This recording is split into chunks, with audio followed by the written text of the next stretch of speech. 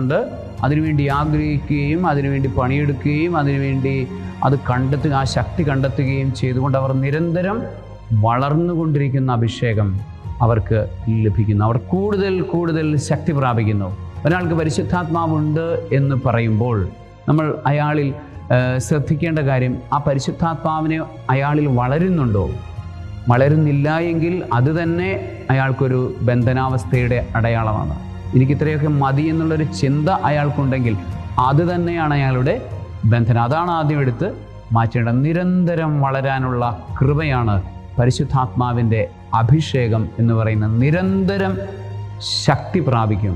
സർവശക്തനായ ദൈവം പിതാവും പുത്രനും പരിശുദ്ധാത്മാവും അവിടുത്തെ ശക്തിയാൽ നിരന്തരം ശക്തി പ്രാപിക്കാനുള്ള അഭിഷേകം കൊണ്ട് നിങ്ങളെ നിറയ്ക്കുമാറാകട്ടെ.